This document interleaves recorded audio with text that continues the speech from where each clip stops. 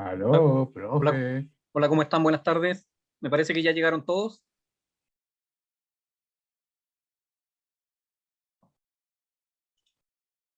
¿Me escuchan? Yo sí. ¿Se escucha bien? Ahora sí, sí se escucha. Ok.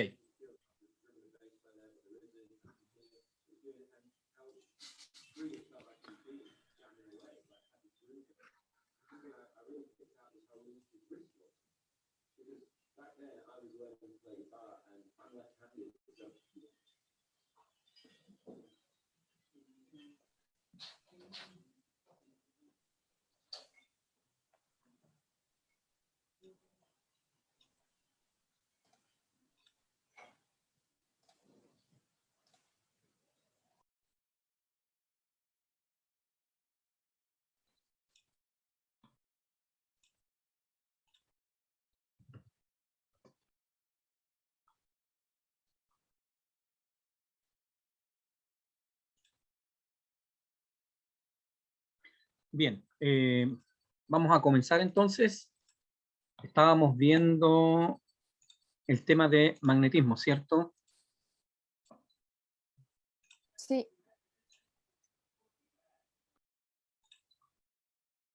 profe, quería saber cuándo va a subir la clase pasada al aula. La clase pasada no la grabamos. Ya.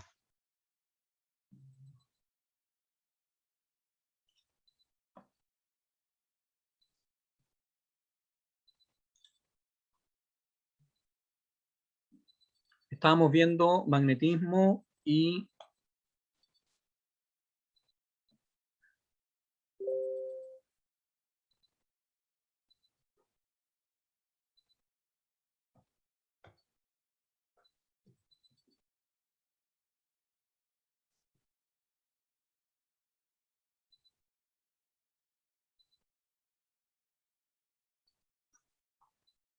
vamos a retomar desde acá. Habíamos hablado un poquito acerca del imán, ¿cierto?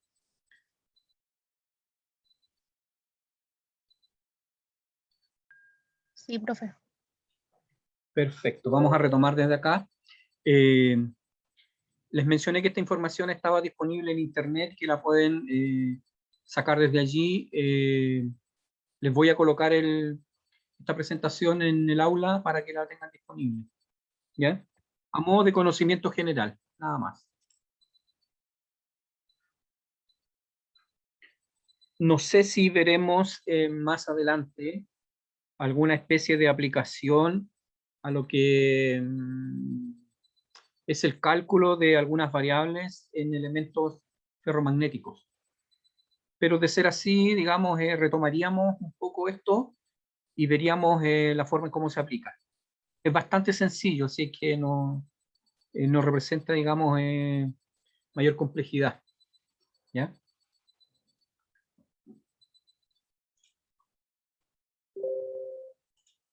Bien, habíamos dicho que un imán es un cuerpo dispositivo con un magnetismo significativo, de forma que atrae a otros imanes o metales ferromagnéticos. Por ejemplo, el hierro, el cobalto, el níquel y aleaciones que puedan tener estos tipos de metales entre sí. Puede ser una natural o artificial, y también los materiales paramagnéticos también presentan una pequeña atracción, como el magnesio, el platino, el aluminio, eh, entre otros, y también los que se denominan diamagnéticos, que son aquellos que no se atraen, como por ejemplo el grafito de carbono, el oro, la plata, el plomo, el bismuto. ¿Ya? Se destacan principalmente los metales nobles, como el oro y la plata. ¿Ya? Los imanes naturales mantienen su campo magnético continuo a menos que sufran un golpe de gran magnitud o se les aplique cargas magnéticas opuestas o altas temperaturas.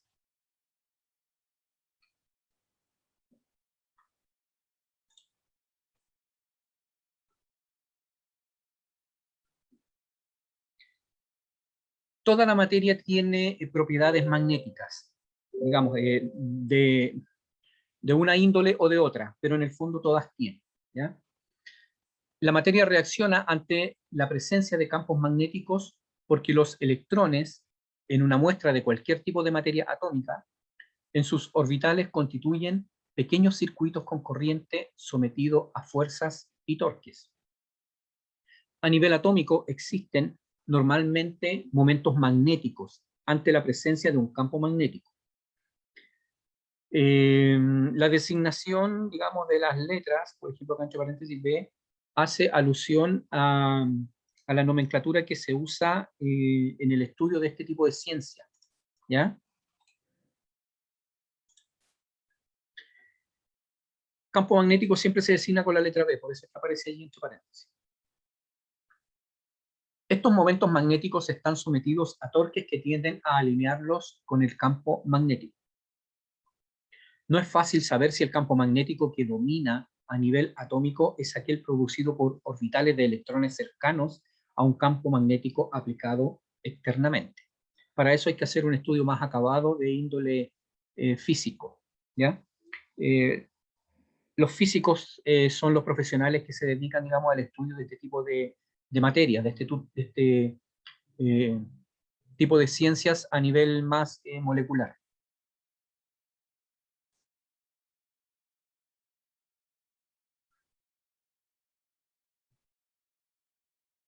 Estas consideraciones, más otras que escapan a una teoría clásica de la materia, hacen bastante complejo predecir qué tipo de compuestos químicos reaccionan de tal o cual manera frente a un campo magnético externo. Simplificando bastante el cuadro, se puede decir que hay dos grupos muy importantes de materiales. Aquellos que tienen un momento magnético nulo en ausencia de un campo magnético externo, y los que tienen siempre un momento magnético no nulo. En el primer tipo de materiales, el efecto dominante de un campo magnético externo es reorientar los orbitales atómicos de tal modo que estos aparecen imitando corrientes inducidas y por lo tanto creando campos magnéticos que se oponen al campo magnético aplicado. A esto se le denomina corrientes inducidas y es un concepto que lo vamos a ver más adelante cuando veamos la unidad que hace referencia a las máquinas, ¿ya? Máquinas eléctricas como los motores y los generadores. Ahí vamos a hablar de las corrientes inducidas, ¿ok? Ahí vamos a retomar este tema. El campo magnético total dentro de este tipo de materia resulta menor al campo magnético aplicado. Tales materiales que presentan este tipo de características se denominan diamagnéticos. La gran mayoría de las sustancias que existen en la naturaleza son de este tipo. Por ejemplo, el bismuto, el cobre, el carbón, el mercurio, el oro, la plata, el sodio, el agua. Por otro lado, tenemos otro tipo de materiales que tienen un momento magnético a nivel atómico, los cuales tienden a orientarse en forma paralela al campo magnético aplicado. El resultado es que el campo magnético en el interior de estos materiales es mayor al campo aplicado. Son los materiales paramagnéticos. Ejemplos son el aluminio, el manganeso, el oxígeno, el sodio, el titanio, el tungsteno, el platino. Hay un grupo aparte de materiales, los llamados ferromagnéticos, tales como el hierro, el níquel y cromo. Estos materiales pueden estar magnetizados, es decir, tienen dipolos magnéticos a nivel molecular, y ellos tienden a estar ordenados en forma espontánea, por lo que son fuente de campo magnético. En otras palabras, son imanes naturales. Muchos materiales paramagnéticos sometidos a temperaturas suficientemente bajas suelen transformarse en ferromagnéticos. Las propiedades magnéticas de la materia, entonces, están ligadas a las propiedades electrónicas a nivel atómico. Concretamente, son las corrientes las responsables de tales propiedades, pero no son corrientes macroscópicas, sino aquellas que existen localmente a nivel molecular. Tales corrientes por sí solas son responsables de la existencia de tanto densidades de corrientes volumétricas como también corrientes de superficie. Reitero, cuando veamos el tema de las máquinas vamos a hacer alusión a este tipo de conceptos. ¿Ok? Profe, tengo una duda. ¿Y? Con las temperaturas altas, ¿pasaría lo contrario? O sea, ¿perderían sus propiedades magnéticas? Depende del tipo de material. Hay materiales que no se ven afectados. Hay otros materiales, como los que se describían, que son, por ejemplo, los ferromagnéticos, que tampoco se ven afectados porque son imanes por naturaleza. Pero existe el otro tipo de materiales, los paramagnéticos, que sí se ven alterados, ¿ya? Depende, digamos, del tipo de material, van a sufrir, digamos, alguna alteración de acuerdo a lo que se les aplique, una temperatura alta, un torque, una fuerza, en fin.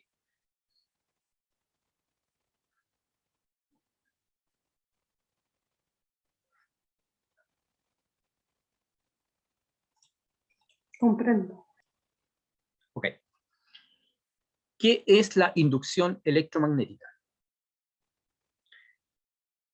Este es un concepto que se utiliza muchísimo en las máquinas y sin el cual las máquinas en realidad no podrían funcionar. Estoy hablando específicamente de los motores y los generadores, ¿ya? Que son máquinas de tipo rotatorias. Existen otras máquinas que también dependen de la inducción electromagnética y que son máquinas de tipo estáticas. Y hay una gran gama de este tipo de elementos que se encuentran hoy en día distribuidos en la ciudad y que nosotros los utilizamos y muchas veces ni siquiera nos damos cuenta. Como por ejemplo el caso de los transformadores. Los transformadores eléctricos utilizan para su funcionamiento el concepto de inducción electromagnética. ¿Qué es la inducción electromagnética? Bueno, la inducción corresponde, digamos, a un fenómeno que explica cómo un campo magnético cambiante o variante en el tiempo puede producir una corriente eléctrica. Y a la inversa, cómo una corriente eléctrica, también cambiante o variante en el tiempo, genera un campo magnético a su alrededor. ¿Ya? La aplicación más común de la inducción electromagnética es la generación de electricidad. Cuando una bobina de material conductor, generalmente de cobre, se mueve en presencia de un campo magnético producido, por ejemplo, por un imán, las líneas del campo magnético del imán hacen que fluyan los electrones en el cable de la bobina. El responsable de este descubrimiento científico fue el señor Michael Faraday.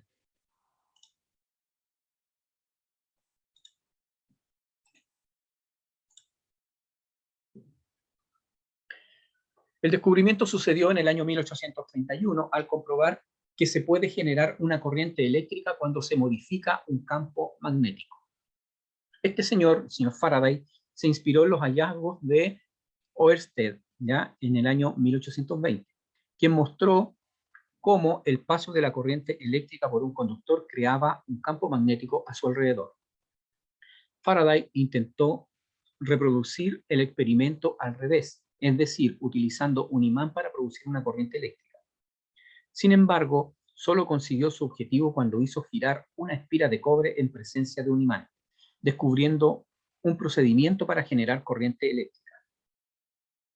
Efectivamente, el flujo magnético que atraviesa el anillo de cobre varía según va girando la espira, pasando de un flujo máximo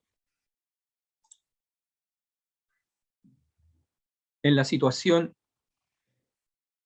de la figura a un flujo mínimo en caso de que la espira gire 90 grados. Está hablando de esta espira que aparece acá. Tenemos el flujo magnético del imán desde el norte hacia el sur, tomamos la espira, la colocamos en medio y la hacemos girar. ¿Ya? En este caso aparece aquí, según el dibujo, en sentido antihorario. ¿Ya? Entonces, toda esta espira que está aquí está atrapando dentro de sí el flujo magnético, pero cuando la espira gira 90 grados, queda prácticamente en forma vertical. Por lo tanto, no hay flujo que atraviese por dentro de la espira. ¿Ya?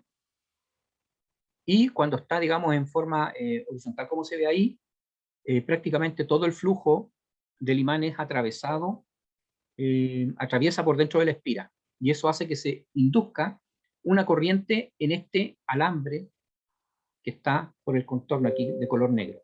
¿Ya? Eso es lo que ocurre.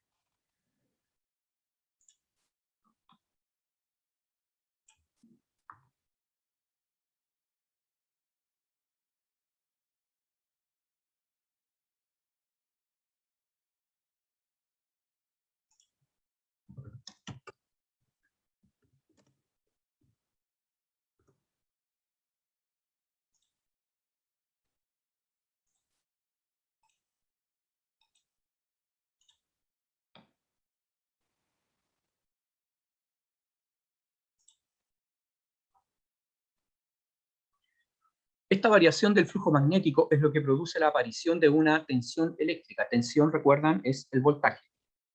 Es un voltaje, una tensión eléctrica inducida en la espira. Y por tanto la circulación de una corriente eléctrica. Si se conecta un receptor entre sus bordes. En este caso el receptor sería la resistencia. ¿Ya?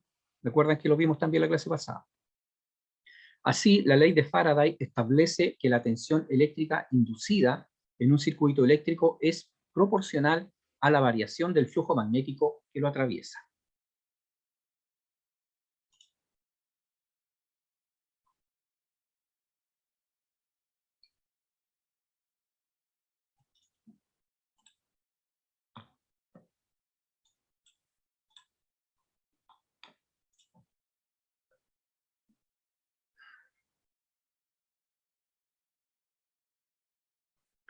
Algunos ejemplos de la utilización de esto, de la inducción magnética, entre ellas se pueden mencionar los hornos eléctricos, el caso de los microondas que los tenemos, digamos, en forma común en nuestras casas, los transformadores eléctricos y así un conjunto más de elementos que se utilizan, como por ejemplo los reguladores de voltaje, los autotransformadores, en fin, y una serie de equipamiento más que se encuentra hoy en día funcionando dentro del ámbito del área de la distribución eléctrica, ¿ya? Que hace referencia a la entrega de la energía a las personas que la consumen. ¿Ok? Vamos a dejar hasta acá este tópico y vamos a ir con lo que sigue.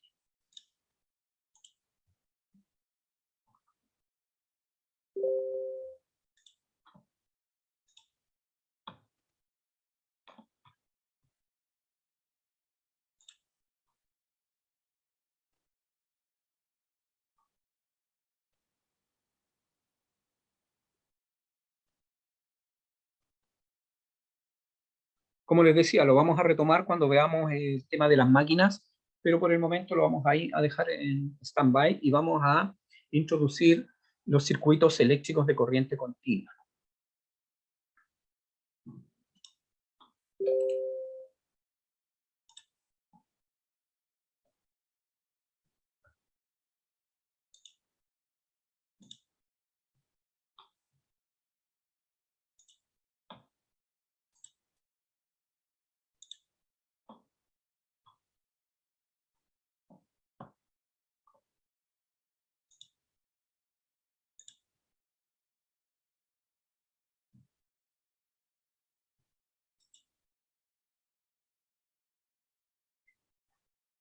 Un circuito eléctrico de corriente continua se caracteriza por poseer una fuente de alimentación de voltaje constante, es decir, que no presenta variación en el tiempo.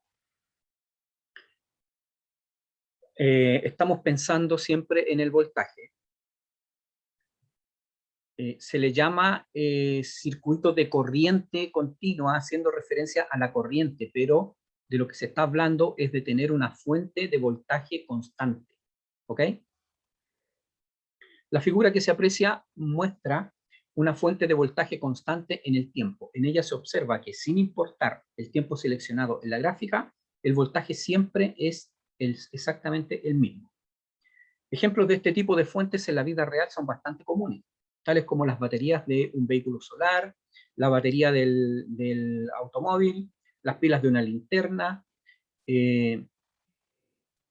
y un sinfín de, digamos, de otros elementos que funcionan con corriente continua, ¿ya?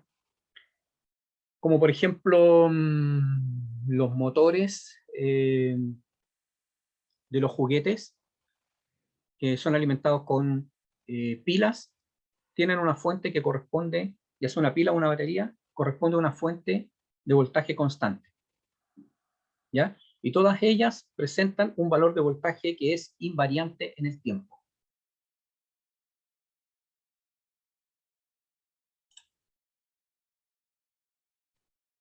Dentro de los elementos que pueden conectarse a este tipo de fuentes, se pueden mencionar, por ejemplo, las ampolletas simples. Por ejemplo, en un vehículo, el vehículo, toda la iluminación que posee el vehículo está conectada a la batería.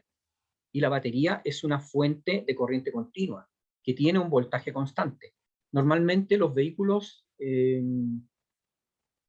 que utilizamos, digamos, a diario, utilizan baterías de 12 volts.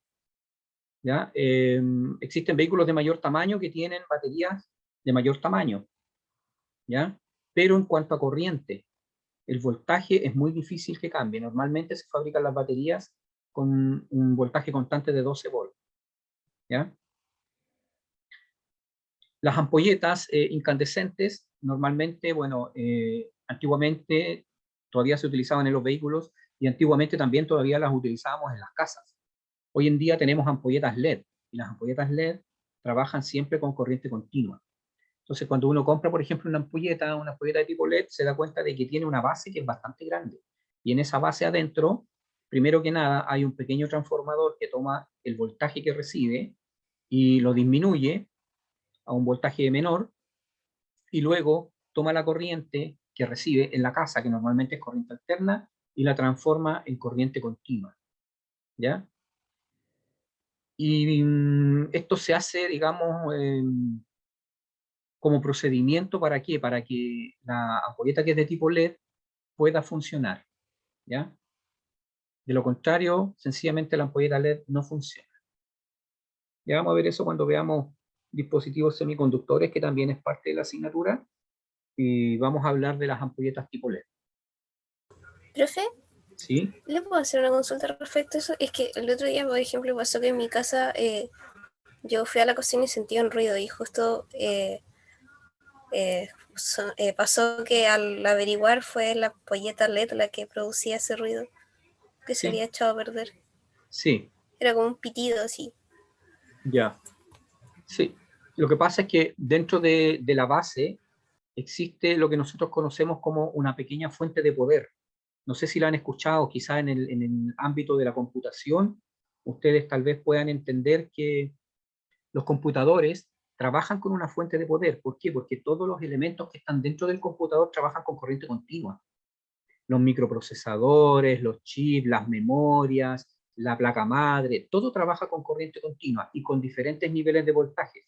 Algunos con 19 volts, otros con 5 volts, otros con menos 5 volts.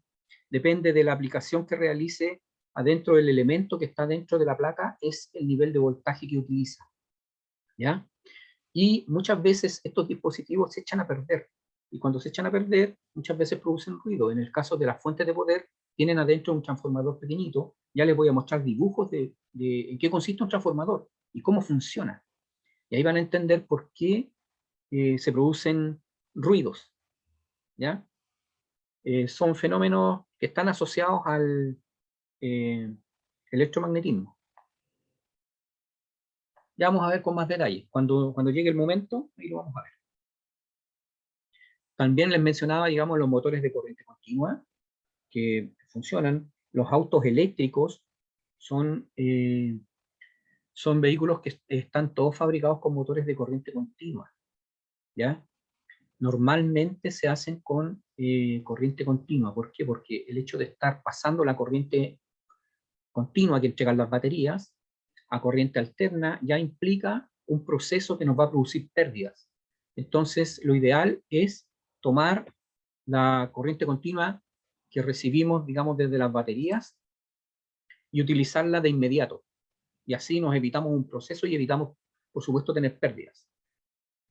Los drones también son elementos que hoy en día se utilizan mucho y también funcionan con una fuente de corriente continua.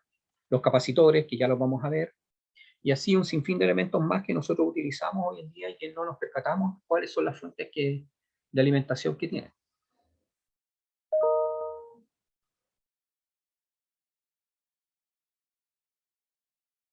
¿Alguna consulta hasta acá? ¿Voy muy rápido? No, profesor. Ok, ¿No? ya. Seguimos entonces. Existen diferentes formas de conectar los elementos. Nosotros, la clase pasada vimos, por ejemplo, que existía una resistencia, qué sé yo, y que cuando conectábamos esa resistencia, por ejemplo, en el caso de la ampolleta, tenía una potencia asociada. ¿Ya? Ahora, los elementos que nosotros utilizamos a diario tienen formas de conectarse. Cuando tenemos muchos elementos, tenemos que acudir necesariamente a una forma de conexión. para que estos elementos puedan funcionar en forma normal. ¿Ya? Se destacan las formas más comunes como sigue. Tenemos la conexión de elementos en serie, la conexión de elementos en paralelo y la conexión mixta. La conexión mixta hace referencia a la unión de las otras dos primeras, de elementos serie y paralelo. ¿Ok? Vamos con la primera, elementos conectados en serie.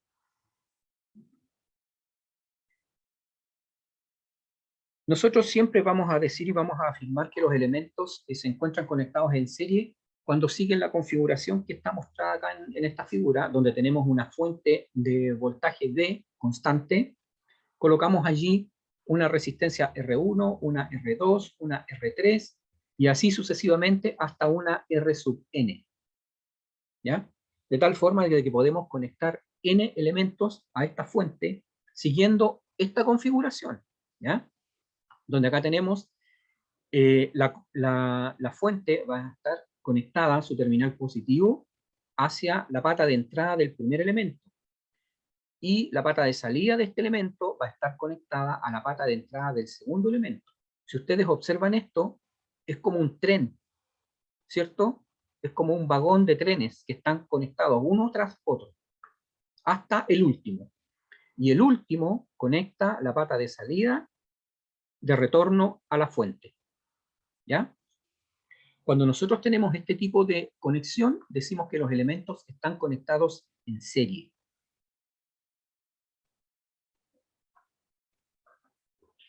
Esta conexión se caracteriza porque tiene algunas características. Por ejemplo, cuando realizo la conexión, inmediatamente la fuente va a imponer un determinado voltaje sobre estos elementos y va a producir la circulación de una corriente I, que le vamos a llamar I total. Esta corriente I va a salir desde el positivo de la fuente y va a comenzar a recorrer todos los elementos hasta que retorne nuevamente a la fuente. ¿Ok? Por ende, vamos a decir que esta corriente I es la misma en el primer elemento, en el segundo elemento, en el tercer elemento, hasta el elemento N. Siempre la corriente en cada uno de ellos va a ser la misma. ¿Por qué? Porque existe un único camino por donde ésta puede circular. Y ese camino es atravesando cada uno de los elementos que se encuentran conectados en el circuito. ¿Ok? Entonces, esa es la primera gran característica que tiene este circuito. La corriente que circula por los elementos es la misma. ¿Ya? No ocurre así con los voltajes. ¿Ya? Eso no ocurre. ¿Por qué? Porque estos elementos pueden tener un valor de resistencia distinto. Y por ley de Ohm, nosotros sabemos que la ley de Ohm corresponde a la relación que existe entre el voltaje, la corriente y la resistencia, ¿cierto? Y habíamos dicho que el voltaje era... ¿Y por R? Ya, perfecto. Y por R, entonces si el valor de la resistencia R1 es distinto al de R2, el voltaje B1 necesariamente va a tener que ser distinto al voltaje B2, ¿cierto? Y eso Sí. ocurre con B3 hasta el B sub N. ¿Ya? Profe, ¿Sí? consulta, me voy a devolver un poco, eso sí, en la materia que estaba apuntando un poco atrasado. Sí, no hay ¿Por problema. qué el sodio está calificado como diamagnético y paramagnético al mismo tiempo? Que salía en el ejemplo, porque le saqué un pantallazo al y salía el sodio en ambos. Sí, porque ocurre que cuando tú le aplicas algún estímulo externo, como por ejemplo temperatura, modifica sus características. ¿Y eso solo pasa con el sodio? No lo sé. No lo sé.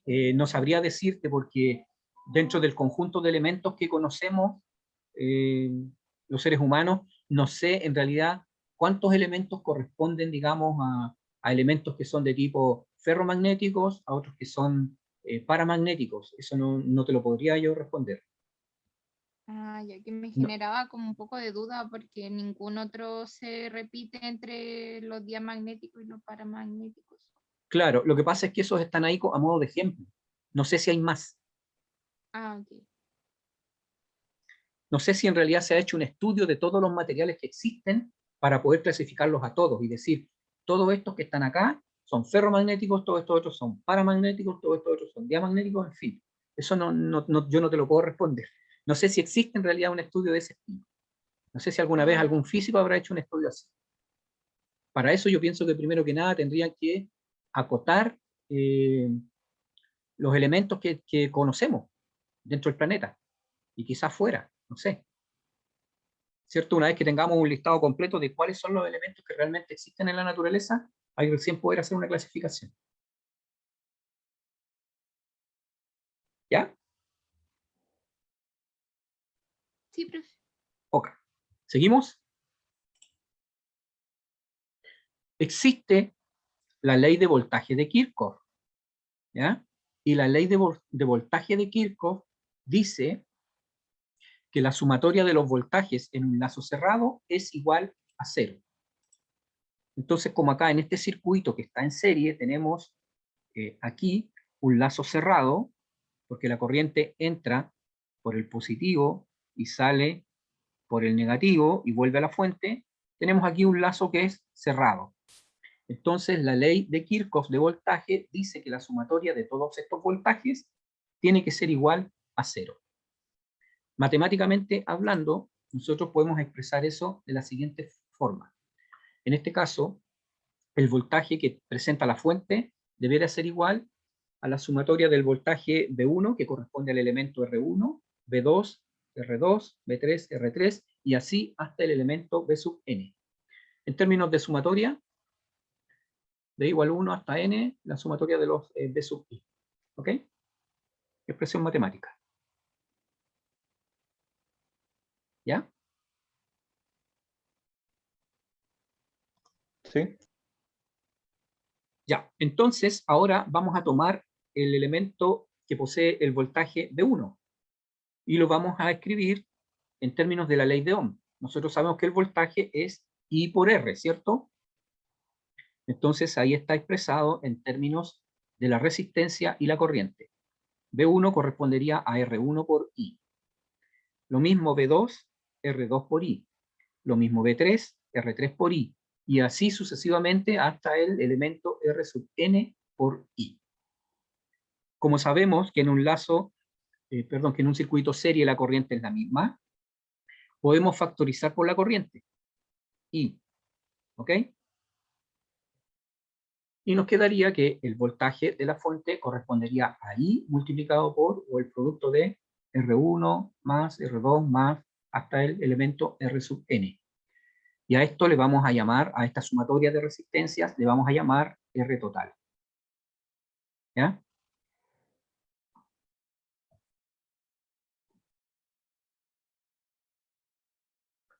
Entonces, la resistencia total en un circuito serie va a corresponder a la sumatoria de todas las resistencias que componen el circuito. ¿Ya? Ya.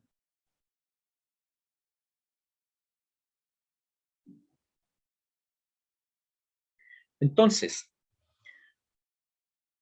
de un circuito que se encuentre conectado en serie, podemos decir lo siguiente. El voltaje de la fuente va a corresponder a la suma de los voltajes en forma parcial, tal como aparece acá. ¿Ok? La corriente va a ser la misma en todos los elementos. Y la resistencia total que va a tener el circuito va a corresponder a la sumatoria de todas las resistencias parciales. ¿Ya? Entonces tenemos tres características para un circuito que se encuentra conectado en serie.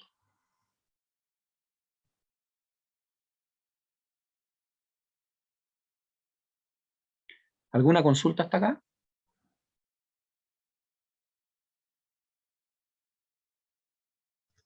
¿No? Seguimos. Ok, seguimos.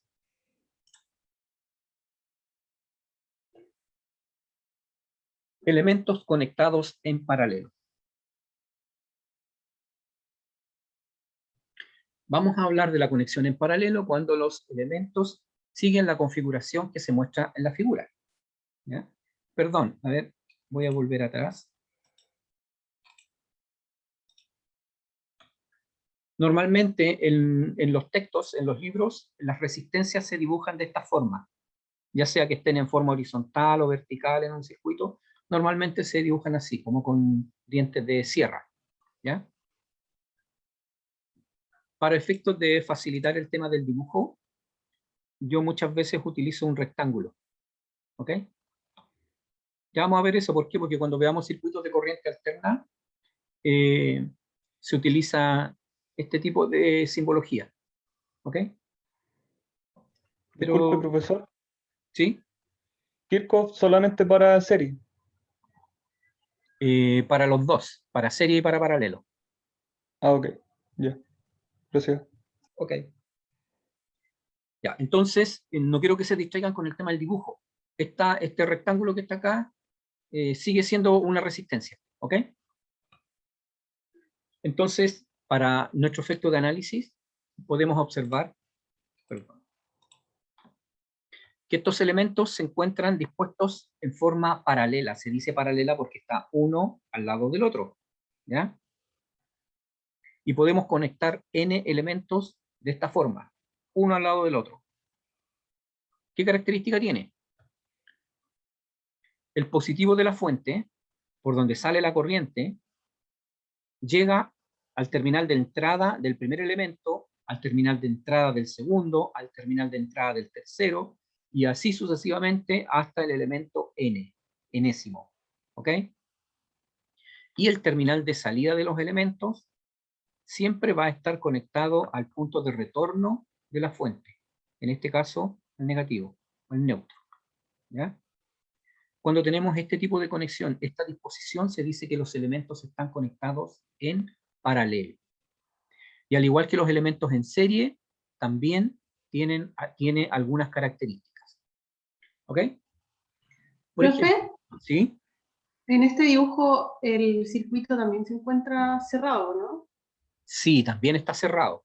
Pero si tenemos Ya. que hablar en términos de lazos, nosotros podríamos decir que aquí tenemos un primer lazo cerrado, ¿cierto? Ya. Acá Sí. tenemos otro y acá otro. Mm, ¿Ya? Inclusive ya. podríamos decir que tenemos un lazo general desde el positivo de la fuente por todo el contorno hasta Ujú. volver de nuevo por el negativo a la fuente, y podríamos decir que ahí hay un lazo cerrado, ¿ya? Que envolvería a todos los demás. Como conjunto. Sí, como un conjunto, exactamente. Como un conjunto que tiene subconjuntos adentro.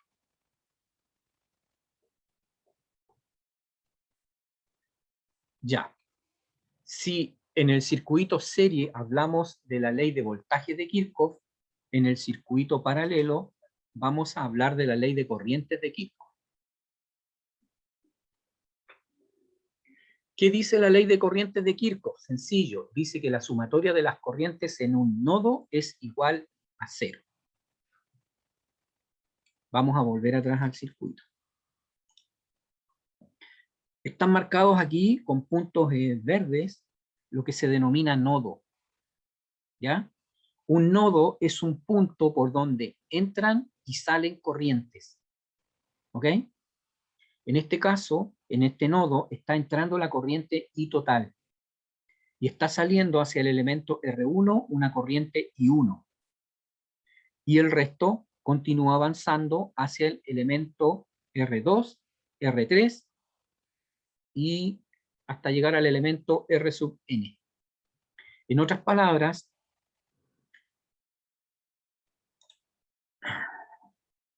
la ley de Kirchhoff plantea que la corriente total va a corresponder a la sumatoria de todas las corrientes, ¿ya? I1 más I2 más I3 hasta la I sub n.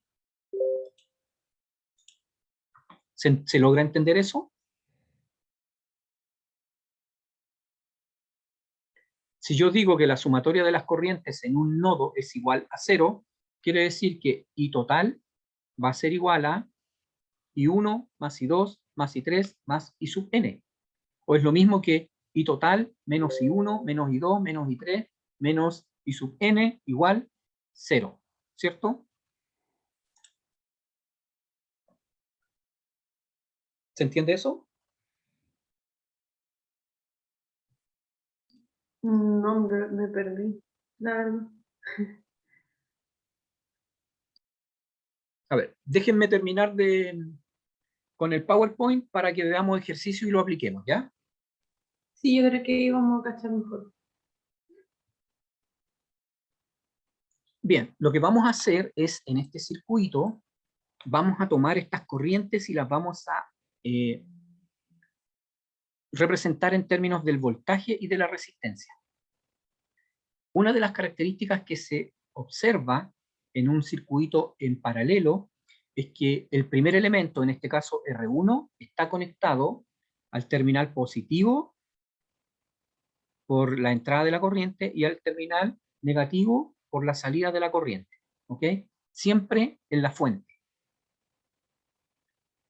Observamos el elemento R2 y ocurre exactamente lo mismo. El terminal de entrada de la corriente está conectado, si nosotros seguimos tienen que pensar que esto es un alambre, ¿ah? Un alambre eléctrico, ¿ya? Entonces lo seguimos y vemos que está conectado también al terminal positivo de la fuente, y el de salida está conectado al negativo. Lo mismo ocurre con el elemento R3, por acá abajo también, y con el elemento R sub n, por acá y por abajo. Entonces, si ustedes observan, R1, R2, R3 y R sub n están conectados al positivo y negativo de la fuente en forma paralela.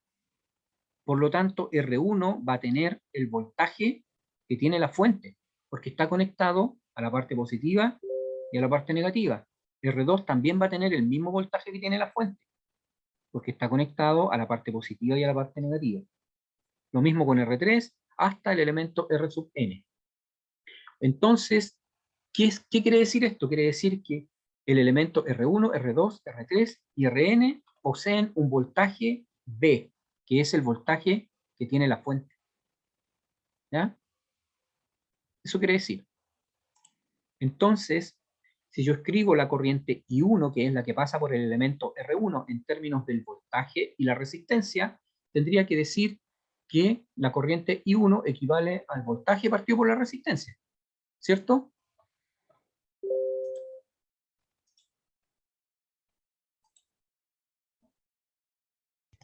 Sí, disculpe, o sea, está bien anotar que en serie no poseen el mismo voltaje y en No. paralelo todos poseen el mismo voltaje. Exactamente, ¿No? muy bien. Exactamente. Ah, ya. Ya. Entonces, en el caso de la corriente I2, también está el elemento R2 sometido al mismo voltaje, que sería V. Entonces la corriente I2 sería V partido por R2. Lo mismo, la corriente I3 sería V partido por R3. Y así hasta la corriente I sub n correspondería a V sobre R sub n.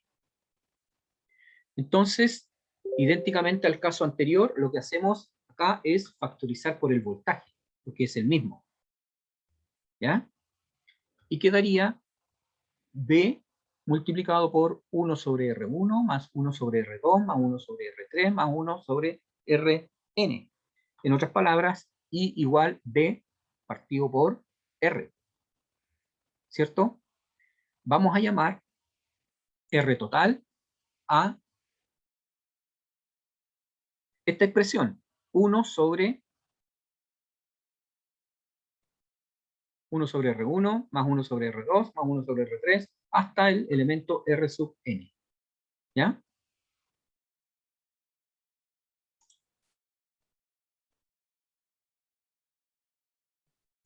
Entonces de acá se desglosa que la resistencia total correspondería a la sumatoria de los inversos de las resistencias. ¿Ya? También se desglosa que el voltaje en cada elemento que esté en paralelo es el mismo y que la corriente total va a corresponder a la sumatoria de las corrientes parciales. ¿Ya? Entonces,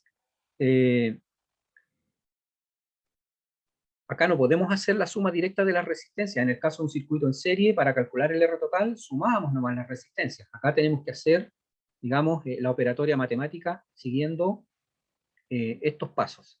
¿Ok? ¿Qué quiere decir esto? Que mientras más elementos tengo conectados en paralelo, la resistencia total se hace más pequeña, ¿cierto? En cambio, en los circuitos que están conectados en serie, la resistencia total, en la medida en que conecto más elementos en serie, se hace más grande.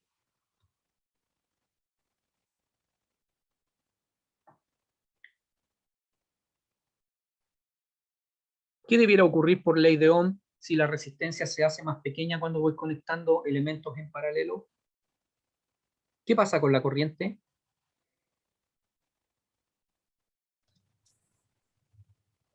¿Aumenta? Aumenta, ¿cierto? Si el voltaje es constante, porque estamos hablando de fuentes que tienen un voltaje que es constante. Entonces, en la medida en que voy colocando más resistencias en paralelo, la resistencia se va haciendo más pequeña y la corriente va aumentando.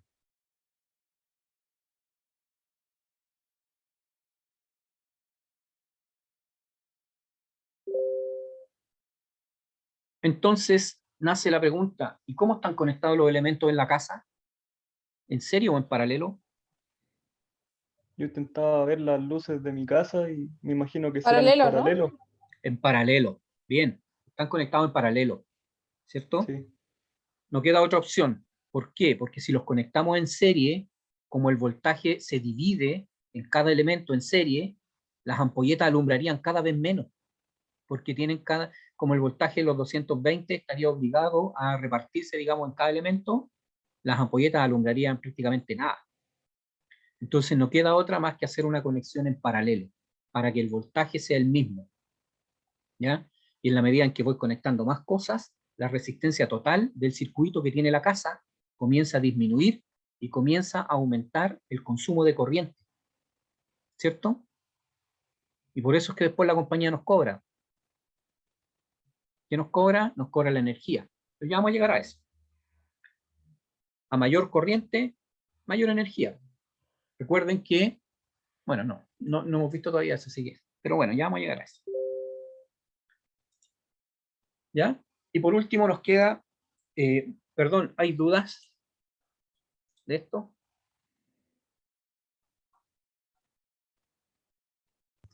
¿No? Perfecto. O sea, por lo que se ve, como que igual son ecuaciones distintas, ¿no? Como que no hay que... Porque al principio la veía toda como en una, y no, pues la segunda que está abajo del I igual a B partido R es otra distinta. Sí, es distinta. No hay que verla toda igual, porque dicen No, cosas distintas. ya se van a dar cuenta que cuando resolvamos ejercicios, esto se va a hacer muy sencillo. Se simplifica bastante. Ya. Y por último nos queda la conexión mixta. La conexión mixta se presenta normalmente dentro de los circuitos que tienen que ver con control. Como por ejemplo, cómo están conectados los elementos dentro de una placa madre de un computador, o de un televisor, o de un equipo de música. Ahí se presenta este tipo de conexión, siempre. Siempre está presente más presente en la electrónica que en la electricidad. ¿Ya? Normalmente en electricidad es como muy difícil encontrar elementos en conexión mixta, pero hay. ¿Ya?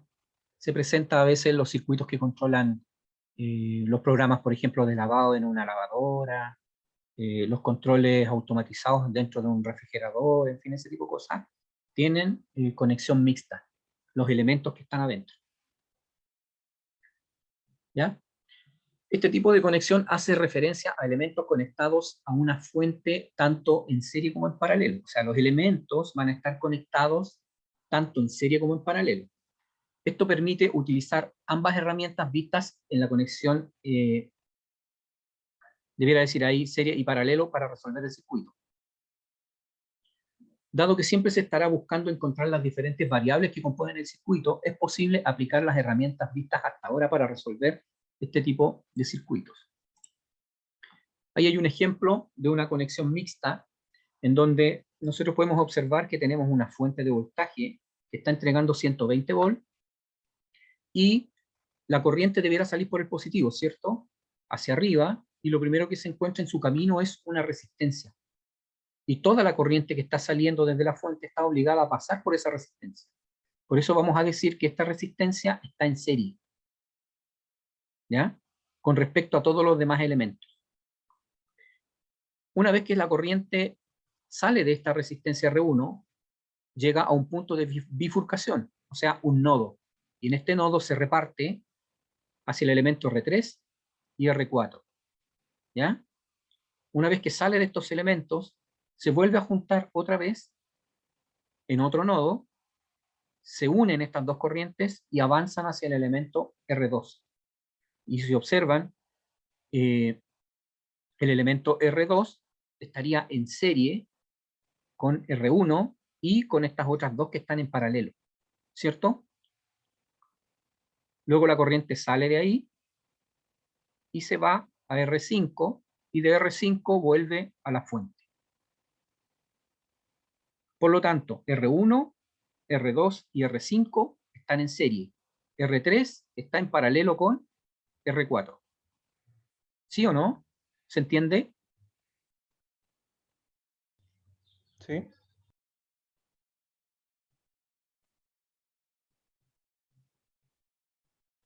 Profe, ¿podría repetir esa última parte, por favor?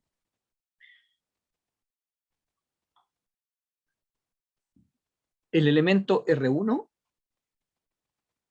supongamos que R3 y R4 no están. Supongamos que no están y tenemos un alambre desde R1 hasta R2. ¿Cómo quedaría esto? Quedaría R1, R2 y R5 en un lazo cerrado, ¿cierto? Sí, sí, Entonces estarían en serie, claro. ¿sí? Perfecto, ok.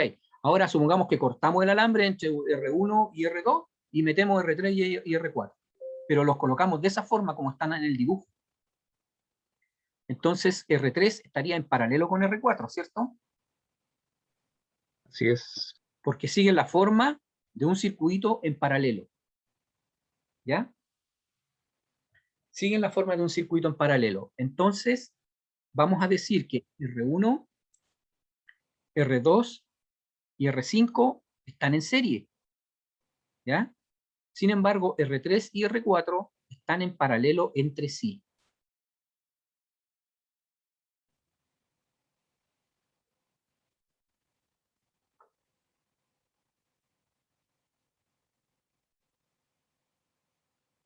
Una forma de observar cuando los elementos están en serie es, por ejemplo, si yo saco el elemento R5, el circuito queda abierto y la corriente no puede volver a la fuente, porque ahí faltaría algo.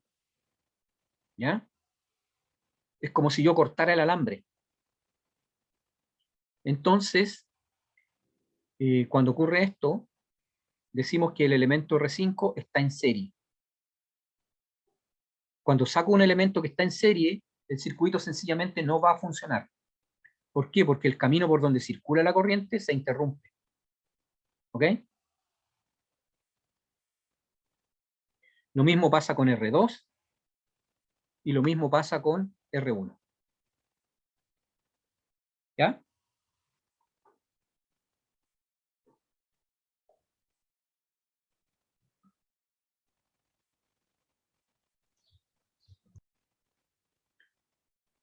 ¿Resolvemos esto ahora? Profe, en este ¿Mm? caso solo hay dos nodos, ¿cierto? No se consideran más, solo esos Sí, dos. solamente Ya. esos dos nodos. Solamente esos dos nodos.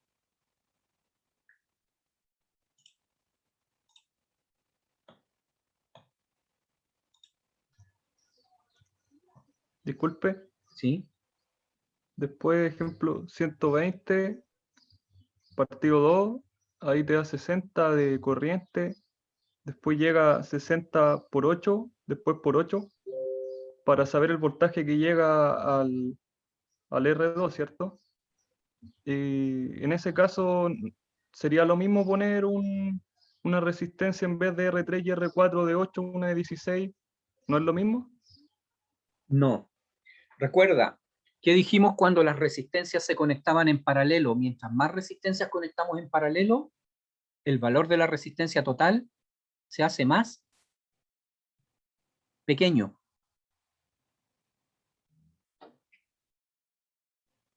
¿Ya? Ya. Entonces, como tengo estas dos aquí en paralelo, no me va a dar 16. Deberá ser menor.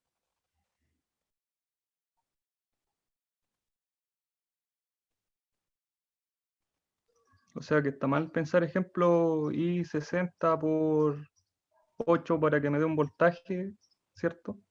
Sí, Mm, exactamente. De 480. Ya no es así. Ya, gracias.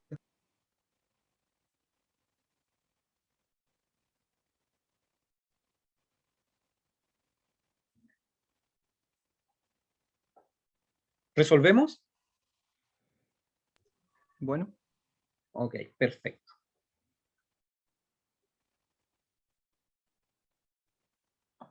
Nosotros dijimos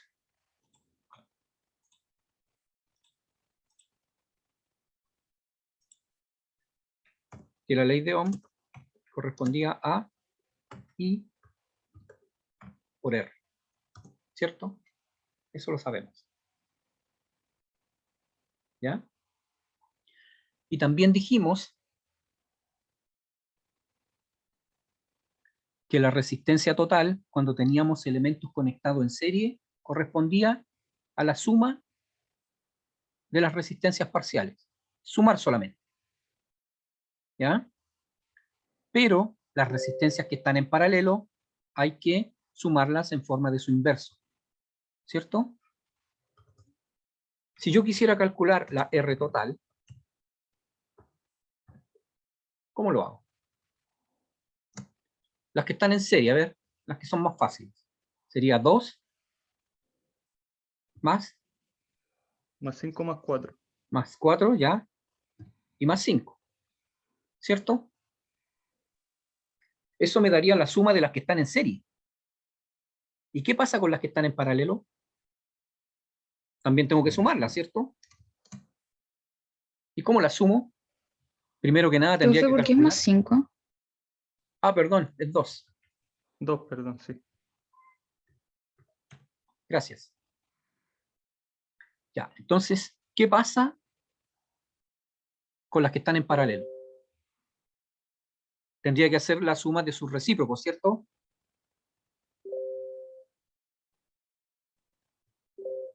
Como en fracción, ¿no? Como en fracción, ¿cierto? Entonces yo podría decir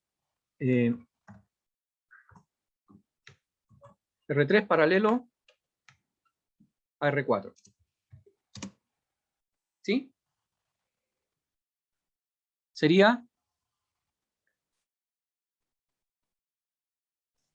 1 partido en 8 más 1 partido en 8. ya, y eso a la menos 1, ¿cierto? Sí. Me la juego por 4.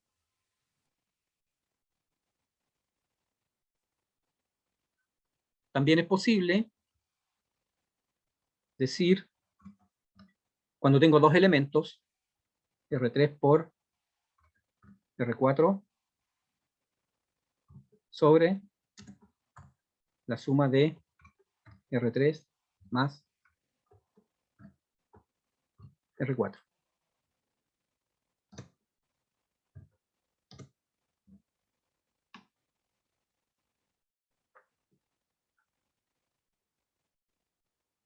¿Ya?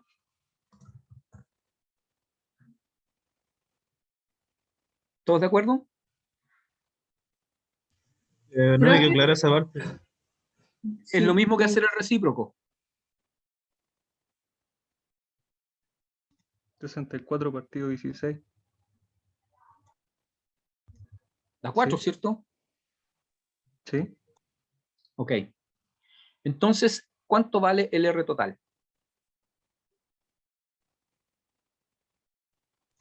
12. ¿Cuánto debería sumar acá arriba? 8 más Cuatro. 4,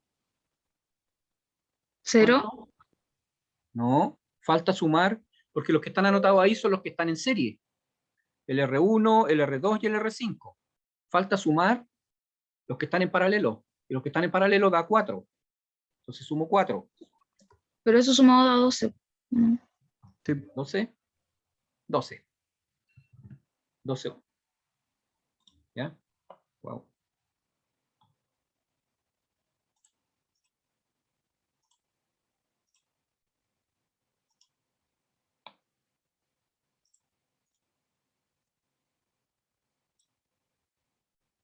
¿Ya? Entonces ahí tenemos el R total. 12 ohms.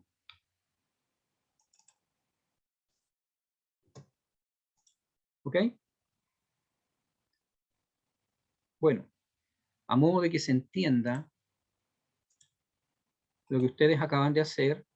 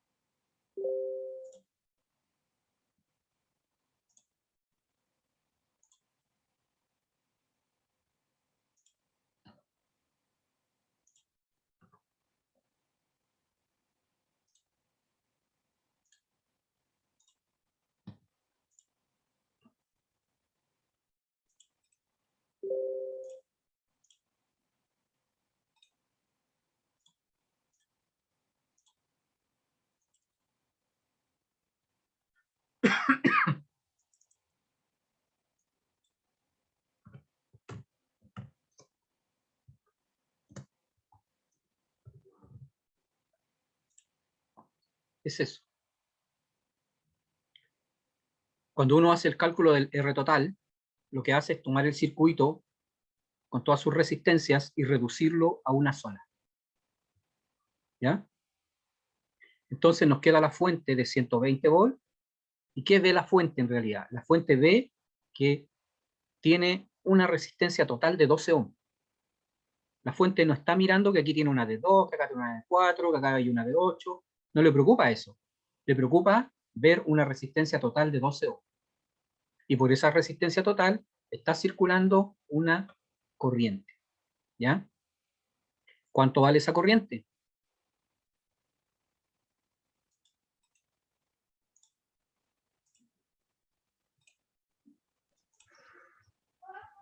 ¿10?